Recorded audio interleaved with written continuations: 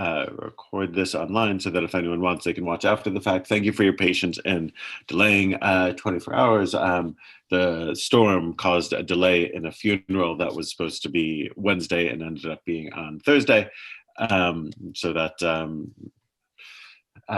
obviously the snow can be dug out and then the digging of the grave. So thank you for your patience. But I also want to have most of this done by the time we get to Purim. So the bracha for Torah study is Baruch atah Adonai Eloheinu melech haolam asher kiddushanu v'mitzvotav v'tzivanu la'asot divrei Torah.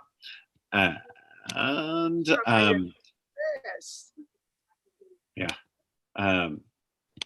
we do what we can. We'll dive right in. We have found our way to Esther, chapter 2. I feel like we were close to the end of the chapter. I'm using a different book, so I'm in a different room. But I feel like we had made our way about to chapter 2, verse 15-ish, probably. I mean, we went over the how Esther becomes what the process for choosing a queen is, and again, sort of to the point, it's not a beauty contest per se. It's a it seems to be a sexual trial, right? Of every virgin prepares herself and goes into the king for one night, and then after then in the morning she goes to the second Beit HaNashim, the house of the women. She goes from one to the next and then waits, and if the king calls her, then she will go back to the king, and if not, then not. What we'll see is that Esther goes through this process and is chosen by the king.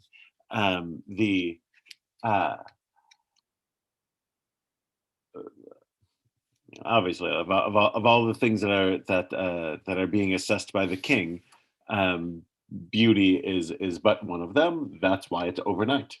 So this is part of what makes it, again, that generally not how I think queens are chosen. So again, that's part of why I think this is supposed to be a body farce. Robert Alter suggests, Nancy mentioned this last time around, Robert Alter's commentary suggests that he thinks there may be an undercurrent that the king has issues in the bedroom, and that it's Esther's sort of gentle and understanding manner that wins his heart, as it were. And we'll go over, we'll hit a couple of points of why he thinks that's the case. I think Nancy sort of dismissed it as ridiculous, and I'm in her camp. I think that it seems comparatively unlikely. I think there's a lot of body humor here, but the idea that the king has trouble during this sexual marathon, and that Esther is the one who's understanding, feels like a comparative long shot. I don't think it's actually the case, but that's Robert Alter suggested. I think he's comparatively it's not a common thought. So I'm going to pick up chapter 2, verse 15. This is a little bit further back from where we did, but and when the turn came of Esther, daughter of Abihail, Mordechai's uncle, whom he had taken as daughter to come to the king, she asked nothing but what Haggai, the king's eunuch, would say. And Esther found favor in the eyes of all who saw her. Again, that's her quality, like David and Joseph, etc. And Esther was taken King Ahasuerus to his royal house in the 10th month, which is the month of Tevet, in the 7th year of his reign. And the king loved Esther more than all the women, and she won grace and favor before him than all the virgins. And he put the royal crown on her head and made her queen in Vashti's stead. So it's like her winning personality is the implication that wins her out. What is it? Given what the king is likely judging in these series of one-night stands, what's the difference? Not quite clear. The implication is just that she has winning ways, that she just has this charisma that draws people to her, right? It doesn't say why he loved her, just that she did. He did. Um, 18, and the king made a great banquet for all his ministers um, and his servants, Esther's banquet. And he granted relief of taxes for the provinces, and he gave gifts in kingly fashion. Ah, how do you make people love the queen? Tax break. This is governing 101. Is Ahasuerus governing as a populist? I don't know, but in order to put the people in a good mood to mirror his good mood, he literally gives a tax break. It's a great moment, and distributes gifts. 19, and the virgins gathered a second time with Mordecai sitting in the king's gate. Esther was not telling who were her kin and her people, as Mordecai had charged her, and Esther did what Mordecai said, for she was under his guardianship. So that's again another run-on sentence, as is often the case in the Book of Esther. The first half seems to be not necessarily related to the second half of the sentence. But the main thing is, again, is this reiterating Esther is now queen and keeping her mouth shut. We're never told why Mordecai told her not to identify herself by ethnicity. Obviously, it indicates that there was nothing distinctive about her that would trigger people into saying, "Oh, she's Jewish." And before the rise of Haman, there's no indication of sort of like a general anti-Jewishness or anti-Semitism, whatever term you want to use in the kingdom. But he told her to hide it, and she does. The verse 21. Now it's a new paragraph. Robert Alter doesn't begin a new paragraph, but you would have a new paragraph here because this is a new thing. So that section of the book where Esther becomes queen after triumphing in the series of one-night stands. Now we have a new MacGuffin. In those days, when Mordecai was sitting in the king's gate, Bigtha and Teresh, two of the king's eunuchs, of the guardians of the threshold, became furious and sought to lay hands on King Ahasuerus. And the matter became known to Mordecai, and he told Esther. And Esther spoke to the king in Mordecai's name. And the matter was searched out and found to be so. And the two of them were impaled on stakes, and was written down in the book of Acts before the king. So there's a few things going on here. The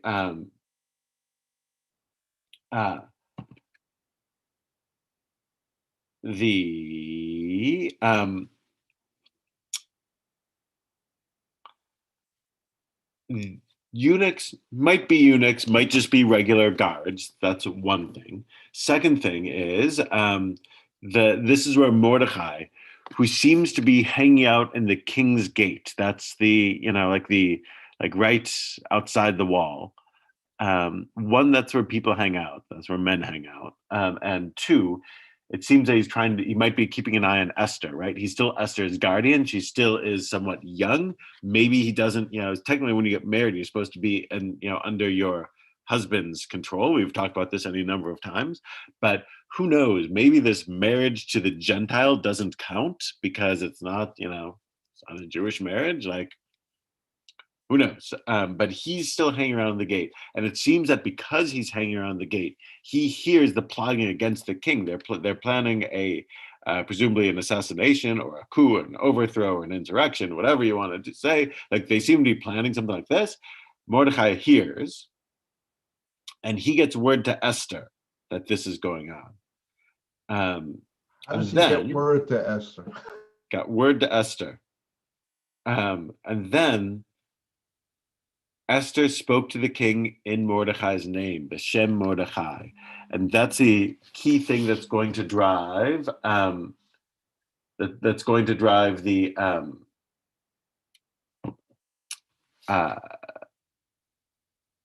that's going to drive the story, which is that there's a that the that she told the king that Mordecai saved you, and it's written down in the book. That, of course, will put everything in motion. That allows the plot to play out the way the plot plays out. And this will be picked up by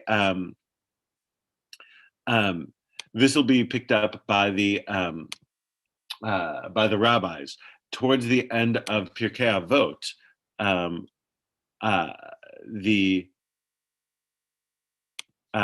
They'll say that it is a mitzvah to cite your sources, and that citing your sources brings redemption to the world. And they bring a proof text, and the proof text is this line. She tells that Esther tells the king that Mordecai told her this, and by not taking credit herself for something that somebody else did, that's what causes Mordecai to be raised up above Haman and starts all these things in motion. So this is why it's considered a mitzvah to accurately footnote what you do. And you see, like if you study Talmud, you'll see they're always saying so and so said in the name of so and so. Right, Rabbi Yossi said the name of Rabbi Yochanan, and that's partly because of this. It's seen as giving credit where it's due for your information is hugely important. In the matter of Search Out and Son of so, and the two of them were impaled on stakes. Now, impaled on stakes, that's Alter's comment, the Hebrew appears to say we're hanged on a tree, but the historical evidence points to impalement, not hanging, as the customary form of execution in the ancient Near East. In many instances, the condemned person was put to death in some other fashion, and his impaled body was then displayed as a form of humiliation. So, which is it? I don't know. JPS might, does JPS translate hang on a tree? Hang down the tree? Art Scroll says hang down the gallows. So who knows? This is it's something of a debate. The Talush Neham ala eitz, literally, they were hung on a tree. Every so often, you'll see these debates over were they hanged or were they impaled. You can on your own.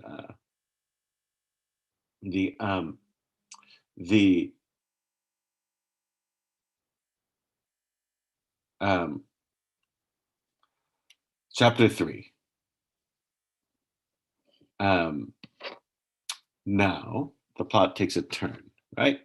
After these things, King Ahasuerus elevated Haman, son of Hameditha the Agagite, who raised him up and seated him higher than all the ministers who were with him. This comes out of nowhere. We know nothing else about him. As Alter notes, like that, the fact that given Haman seems to have a bad decision-making abilities and seems to be a malevolent sadist, it casts questions on the king's decision-making ability. Like, why would you appoint somebody who's so terrible at his job? But so he does. The Agagite, of course, is the reason why he's linked to Amalek, right? If you the Shabbat just before Purim, we always read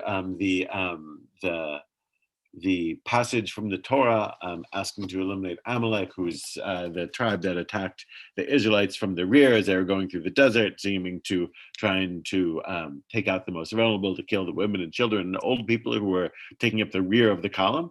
And God says, because they showed no mercy to you, you should show no mercy to them, and you should get rid of them. Then in 1 Samuel, there's a famous scene with King Saul who fights with Amalek, almost wipes them out, but spares King Agag and lets him live overnight. Samuel, this is what causes Samuel and God to take the kingship from Shaul. Samuel the next day will say,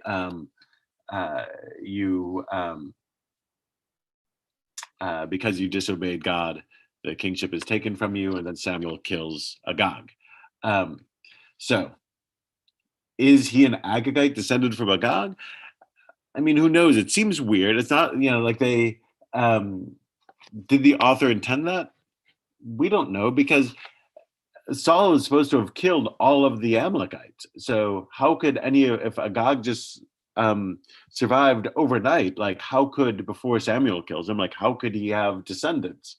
Um, Now the rabbis, of course, will say that, well, Saul did kill all the Amalekites, spared Agag for one night. Samuel killed him the next day, but during that one night, Agag slipped out of his prison cell, found a woman, had a baby, and this then is the ancestor of Haman. So you can believe that or not. Rather, it's like you might not. In the book of Joshua, the first thing we picked up, we're supposed to see all of Canaan destroyed: men, women, children, animals, nothing. And at the end of the day, we always got people slipping through the cracks. We don't get them all. This seems to be a not uncommon theme. Not an uncommon theme. It's tough. To our own day, it's hard to keep the people out that you want out. Notoriously difficult. Notoriously difficult. Yes. So that is it. That, or do they throw in Agagi to just for literary purposes?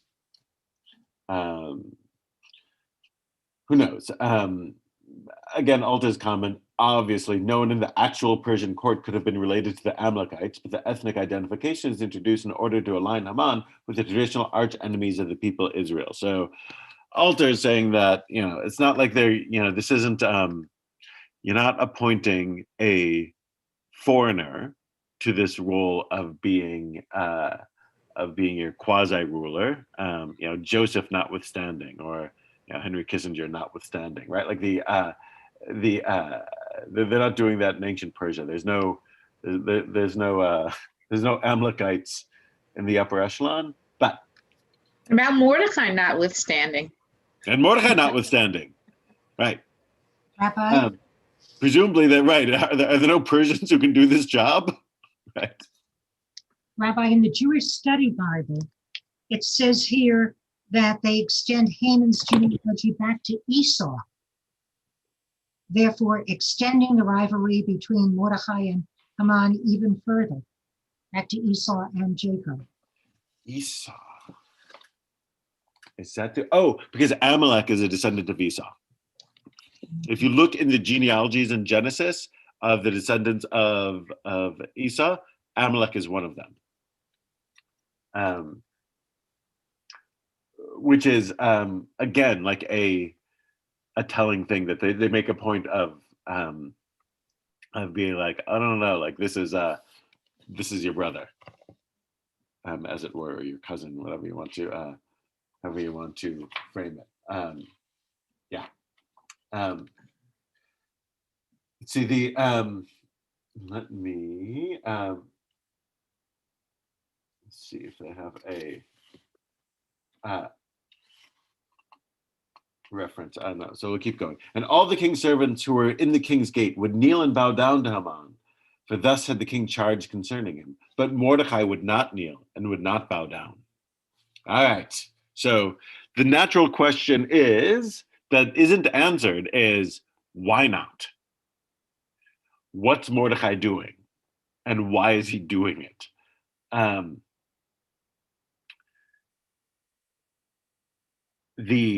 It's not entirely clear. The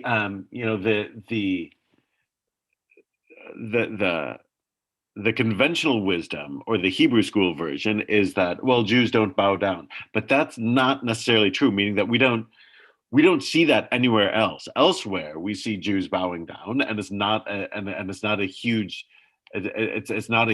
thing. Meaning that that's not. That seems to be a reason retroactively made up to apply to this situation in order to explain Mordecai's behavior. But nowhere do we find some sort of halacha against bowing down to the king, right? I mean, famously, even when we do the Amidah, there are all these bows and things like this, and the standard explanation is, like this is from court procedure, how you'd behave before a king and things like that. Like it's not necessarily a thing. meaning that reason that like sort of like everyone knows that's why Mordechai is doing it, I don't necessarily buy. Though I will also say that so he seems to stand rather than kneel.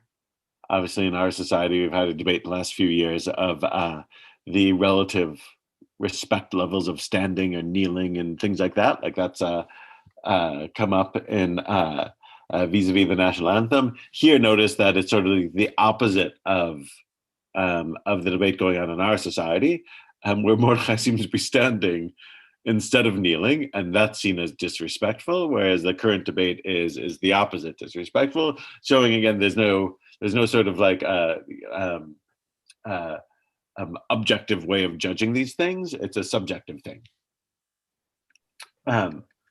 Rabbi, it always seems to me that Mordecai this should be the book of Mordecai more than the book of Esther. He manipulates all the characters in this story.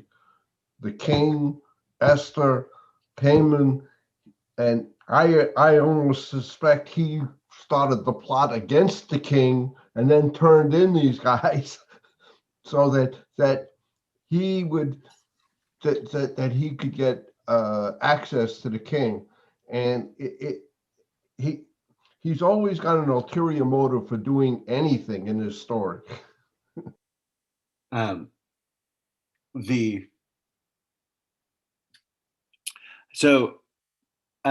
Esther, so it seems gets the credit because she's the one who, as we'll see, will bravely risk her life,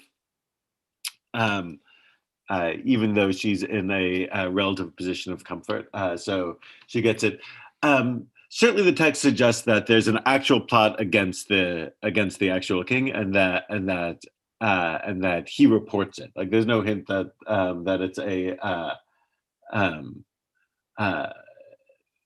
it's a staged operation. But he's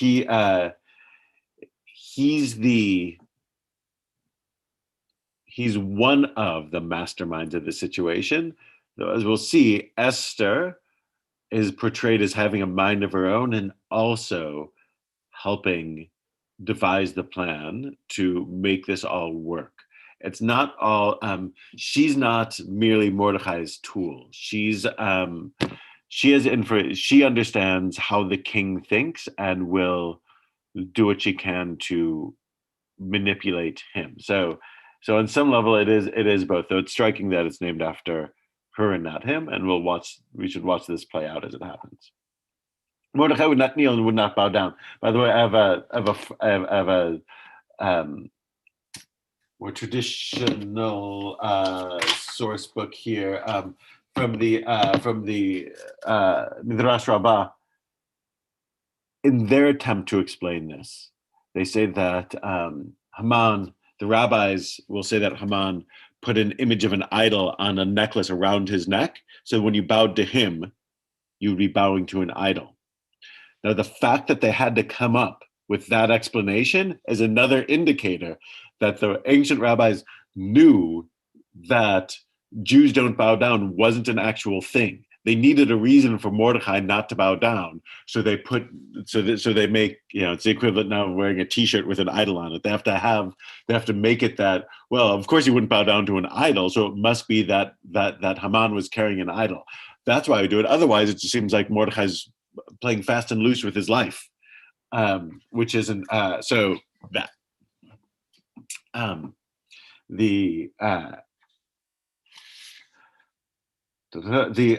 So, and that's Alter's comment on it. The reason given for his refusal, beginning in late antiquity, is religious. As a Jew, he would not prostrate himself before flesh and blood. But that is not self-evident in the text. And Mordechai might well have personal or political motives, refusing to bow down to somebody he despises, who he thinks is not entitled to be vice regent. Hashtag not my vice regent. Right. So, like me. So, who knows what it is? Verse 3: And the king's servants who were in the king's gate said to Mordechai, "Why do you flout the king's command?" And it happened that they told him, they said this to him day after day, and he did not heed them. They told it to Haman to see whether Mordechai's words would stand, for he had told them that he was a Jew. Why is that relevant? I don't know. But notice that it's not once and off with his head. This seems to happen day after day. Also striking that it's playing out over time, and it has to be pointed out to Haman. Maybe he didn't notice right away. 5, and Haman saw that Mordechai was not kneeling and not bowing down to him, and Haman brimmed with wrath. Right, like he's one of those guys who, if you don't give him the kavod, the honor that he's due, or he thinks he's due, that he can't get it. The fact that everyone else is bowing down isn't good enough. He's obsessed with this, showing up. The one guy who's not playing along, like can't get it out of his head. And this, of course, will be his downfall. The fact that he can't be happy with 99% support.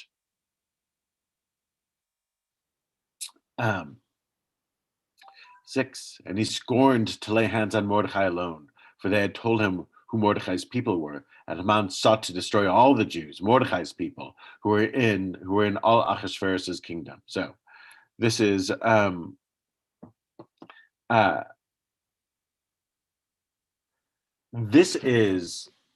the part of the story that suggests that it was some sort of cultural or religious reason why Mordechai wouldn't bow down. It wasn't just, I don't respect you. If it's just, I don't respect you, then why is he angry at all the Jews? If somebody says, he's Jewish and the Jews won't do this sort of thing, they won't bow down to you, then it makes more sense that he hates everybody. Otherwise, why wouldn't you just, if it's that these other Jews are bowing down, but this one won't, then again, so it's sort of hard to do, but this, so that's one thing. And then the next thing is obviously Haman. This is sort of the personification of evil is bigotry, right? To stereotype, to say that if I hate this one Jew, then I must hate all Jews. If I want to get this one Jew, if he's worthy of punishment, then they all must be, and I want to kill them all, right? Like that's the bigotry turn. Again, Alter's comment on verse 6, for Haman sought to destroy all the Jews. This resolution of genocide reflects the fairy tale vehicle of the narrative and could scarcely represent an actual option of policy in the Persian Empire, known for its toleration of minorities. So again, Alter's like, come on, this doesn't actually happen this way. Not in these were people known for rolling with it. It seems unlikely that you would go from this one person won't bow down till we get to kill thousands of people. But that's what's going to drive the plot. 7, in the first month, which is the month of Nisan, right? So coming up, in the 12th year, in King Ahasuerus' reign, he cast a pur, which is a lot, for every day in the month and every month of the 12. And it fell on the month of Adar. So, a couple of things. One, the months need numbers and names again, because the names are Persian, now Hebrew, but then Persian. So we need to be told the numbers. That's one thing. 2,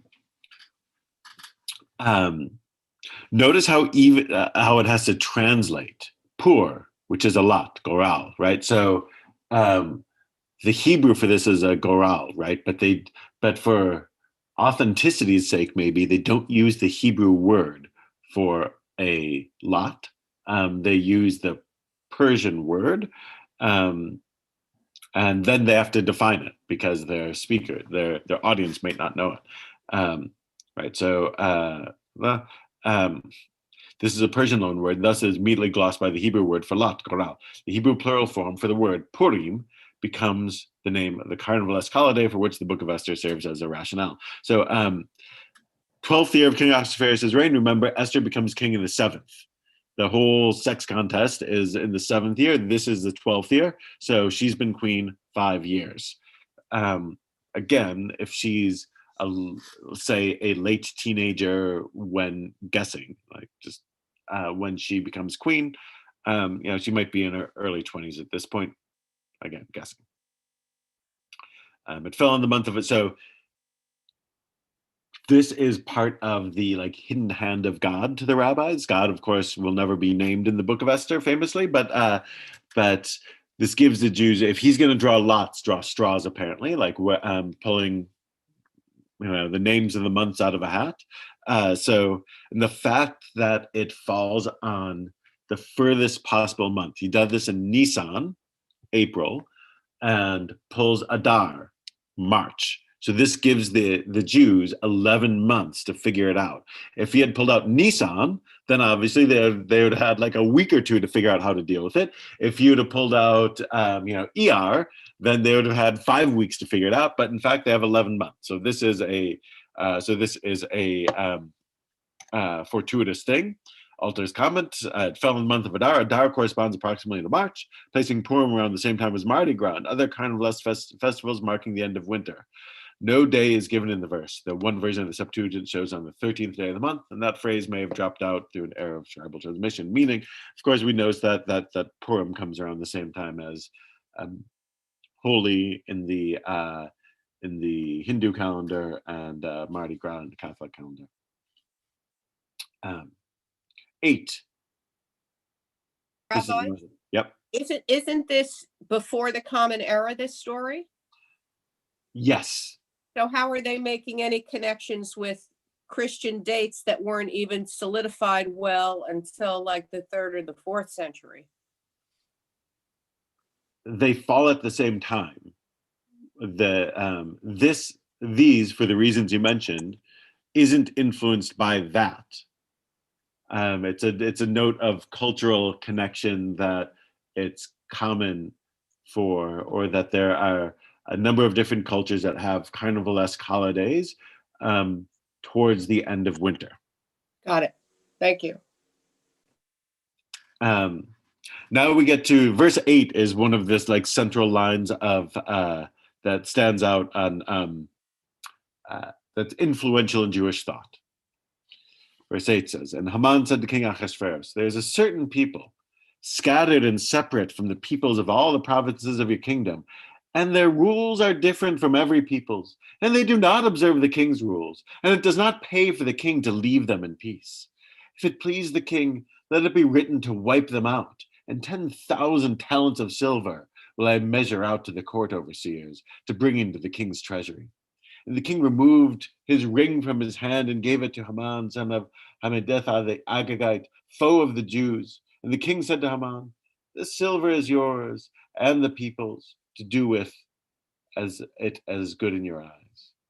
And the king's scribes were called together in the first month on the 13th day, and it was written as all that Haman had been charged to the kings, satraps, and governors in every single province according to their system of writing, and to the ministers of every single people in every single province according to their language. The name of King Ahasuerus is written, and it was sealed with the king's ring. And missives were sent out by the hand of the couriers to all the king's provinces to destroy and kill and wipe out all the Jews, from young lad to old man, babes and women, on a single day, on the 13th day of the 12th month, which is the month of Adar, and to take the spoils. A copy of the writing to be given as a rule in every single province, and manifested to all the peoples to be ready for this day. The couriers went out and rushed by the king's word, and the rule was given out in Shushan, the capital. And the king of Haman sat down to drink, and the city of Shushan was confounded. All right. So 8 is this powerful. It's powerful. It's always a nice enticement when there's money involved. Yes, Rabbi. The So Jews this handled is- the Yes. Jews handled the dough, right? The Jews handled a lot of money. So this is Haman offering a king's ransom, so to speak, a massive amount of money to the king in order to sweeten the pot. Like agree, like I want this so much, I'm willing to pay a massive, like unimaginable amount. But the king is like, yeah, keep it. I don't need the money. Do what you want to do, but you can keep the money. It's fine. Rabbi, the thing, it's confusing to me. in the sequence that the story is that Ahasuerus threw the poor to find what would be a propitious month to do something, and then Haman comes and asks them to destroy the Jews. Would it be in the wrong order? I mean, why would Adar be a good month to do something, or is that what this was all about? So, I mean, Adar, but I mean, the whole point of it is that the day is chosen at random, right? Like that's the whole point of choosing by lot, is that there's no rhyme or reason to it. It's supposed to be a random lottery. Why does he choose the date and then go to the king rather than going to the king and then choosing the date? I mean, you can make an argument either way. He, as it were, it seems that he wants to go to the king with a plan, rather than going to the king and saying, "Can I kill the Jews? Sure. When do you want to do it? Oh, let me go figure that out." He wants to go in and say, "I would like to kill the Jews on this day, and I'll give you money if you let me do it." So that seems to be the reason for the order. Though the lottery is designed to make everything seem random and make everything seem like there's no order to it. The rest of the Tanakh wants us to think that God is, in control, that everything happens for a reason, and that that's the sea splits when God wants the sea to split, and the mountain shakes when God wants the mountain to shake, and all of this stuff. The point of a lottery, of course, is that it's totally random. So here, lives are being decided by lottery, totally randomly, and that's it seems to be their main thing. The king doesn't question it, right? Like the Haman will thinks the king needs convincing, right? He doesn't just say, "Can I kill him?" He gives a reason for it, right? This image. Yeshnu am echad mipozer mipored ben ha'amim b'chol medinot malchutecha v'atatechem shonot mechol ha'am v'atatei hamelech ein amosim. Like there's a sense of there's a certain people, and you can even say that there's a certain people out there. It's like nothing good is following that.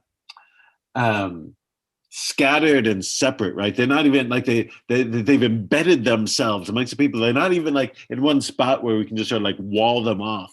They're all around, and they do weird things, and they don't do the things that everyone else does, and their rules are different from other people's rules. It's not halacha here.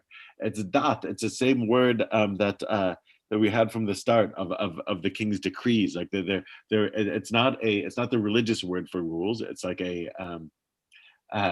a more secular word, a more Persian word. Like the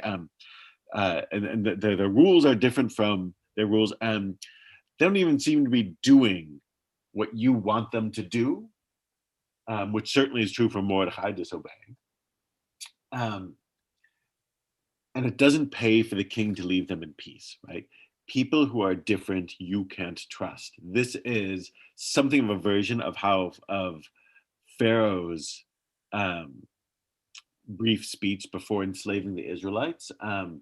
These people who are different, we should not tolerate. We can't have them around. People who are different could be a fifth column. You can't leave them in the kingdom. Let's take care of them. Rabbi? Yep. Ahasuerus, though, is acting true to character. From the beginning, he has been listening to other people. You should do this. You should get rid of Vashti. You should get more you should get a new queen, you should do this, you should do that. He doesn't seem to have a mind of his own. He doesn't do anything. In fact, even when Alter suggests that there might be some sexual thing, he doesn't, that seems true to character, that Yep. he is nothing. The only thing he seems to be like he likes drinking. Obviously, like when we meet him, he's drinking. When the Vashti incident involves drinking, and at the end of this chapter, he and Haman sit down to drink, right? Like they're like, and as you know, like how is Esther going to entrap him? She's going to invite him to a wine feast, right? Like that's what so. And obviously he's interested in sex, right? Like so. So these are the things that seem to be driving him. But you're absolutely right. And not only does he only do what the last person tells him to, but here he doesn't even want to do that. He's like, here's the signet ring. Like this is what gives power. Like don't tell me how the sausage is made. Like I hired you to run the kingdom. Go run the kingdom. Don't bother me. And I mean, even on some level, I mean, who knows what he's doing with the other women in the harem? But like the fact that by the time we see him, by the time Esther has their confrontation, he's not even seeing her anymore. So again, this is 5 years in with 11 months till to genocide day. So it'll be 6 years by the time we get close to the actual Purim. But like but after 5 years, like, is he not sleeping with Esther anymore? Certainly that's a suggestion that he's moved on. So it might not even be that he's driven by drinking and sex. It could just be drinking. Sex a distant second. But there's a certain people scattered and separate. Like so for the rabbis, this is something of a point of pride. It's parallel to what Bilam will say. In Parshat Balak, right? There's a people that dwells apart. Whether this is good or bad, it's a people who are different from everyone else. So Haman gives a brief anti-Semitic speech, it seems, offers an incredible amount of money. He Alter notes the 10,000 talents of silver is an extravagant amount, hundreds of tons of silver.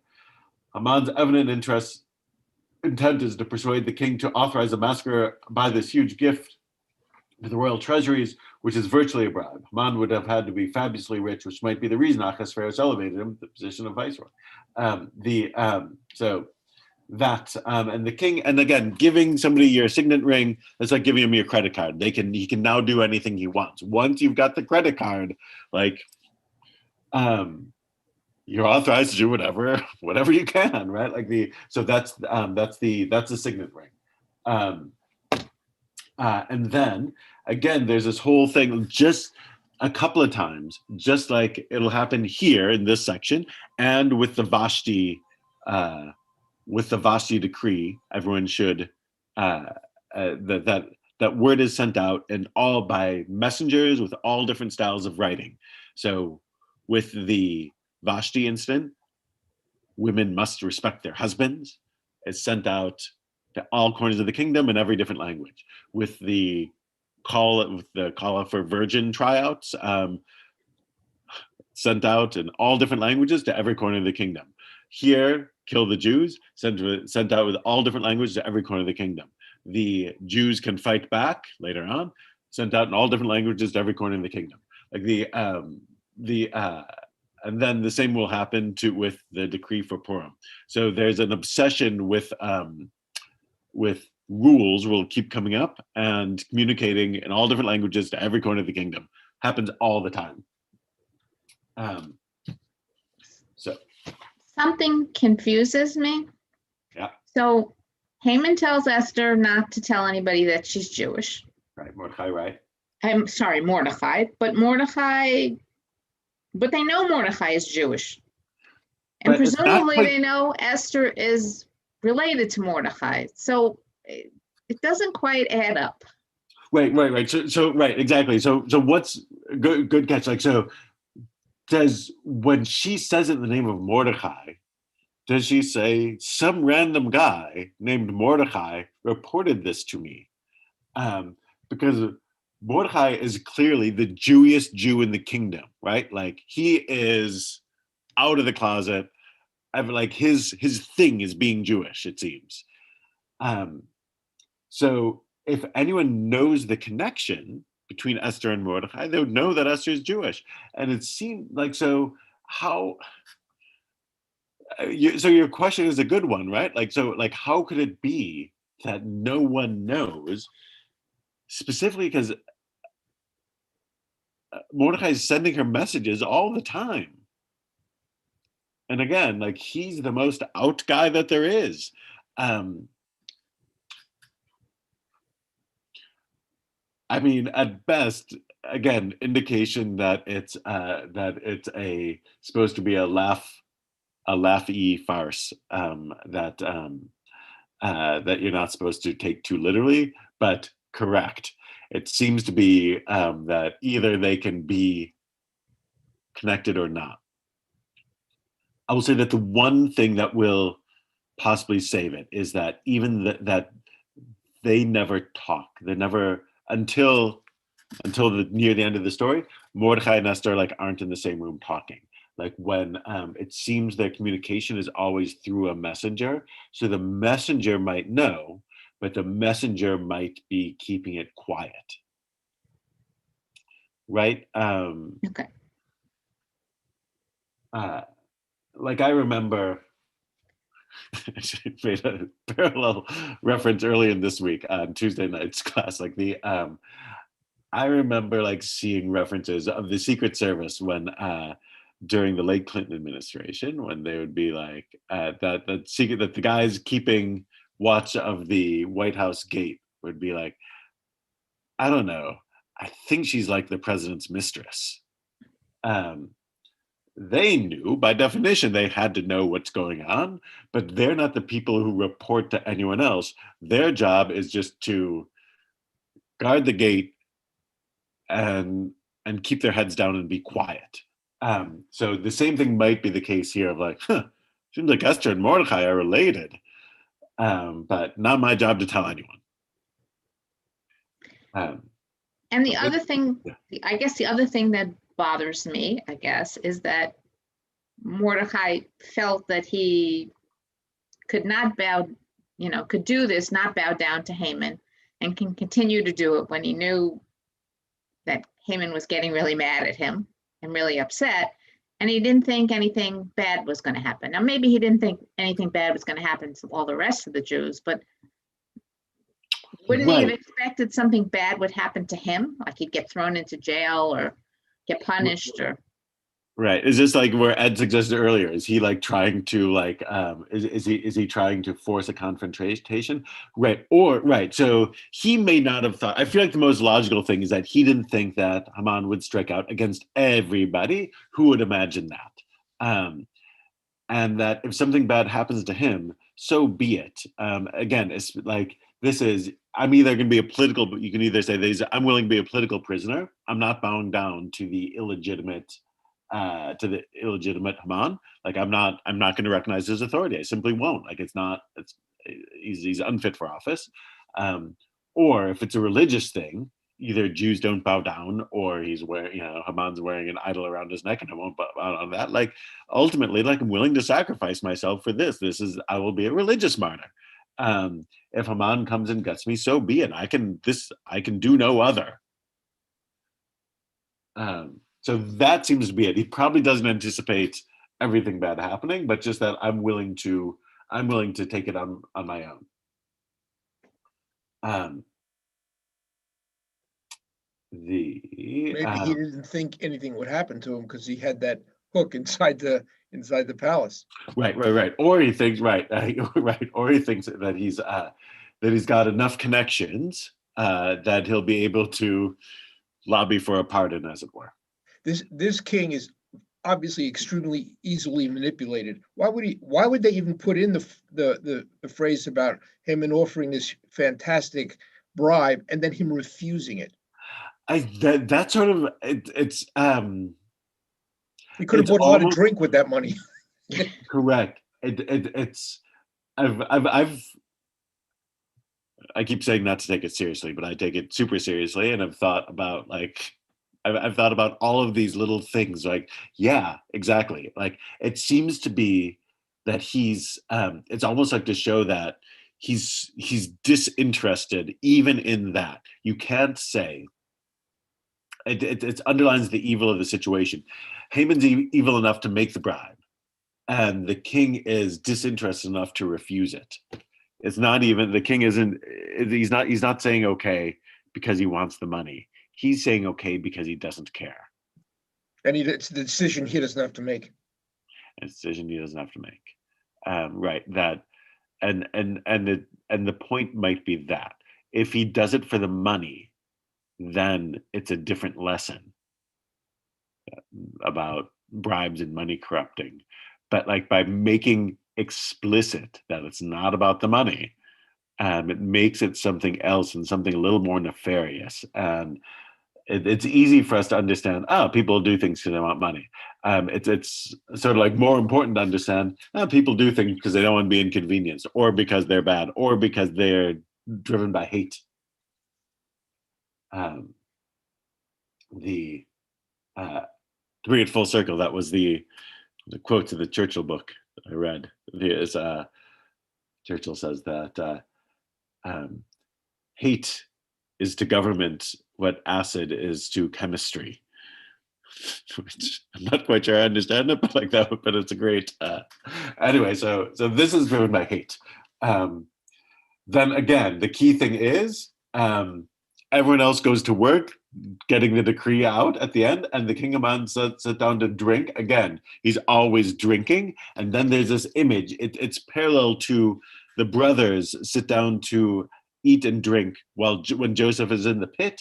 And here, the Jews have been thrown into the pit, as it were, and the king and Haman sit down to drink, and everyone is confused. And this is sort of like this odd note that chapter 3 ends on. They sit down to drink. Va'ir Shushan Navucha, right? And the city of Shushan was confused, confounded, dumbfounded, which is again which points to like people are like, wait a minute, what? Wait a minute, what? Like we could just like kill our neighbors like that? This seems strange, right? So he brings us, Alter brings us nicely, the inhabitants of Shushan may not necessarily be sympathetic towards the Jews. After all, they've been enjoined by Haman's decree to carry out the massacre and stand to gain from the property of the victims. But is nevertheless an act so extreme that it leaves them in a state of confusion. We have then three very different postures as the disaster looms. Haman and the king complacently drinking, the populace of Shushan confounded, and implicitly the Jews in a state of trepidation in face of imminent destruction, right? So there's these different things going on all at once as chapter 3 ends. The power of the moment is there, and it seems that part of what it's trying to teach is how hate motivates. It's not just money, it's not just power, but hate. All right. This decree was actually calling for not soldiers but people. Yes. To actually kill their neighbors and wherever else. Yeah, it's like a license to riot.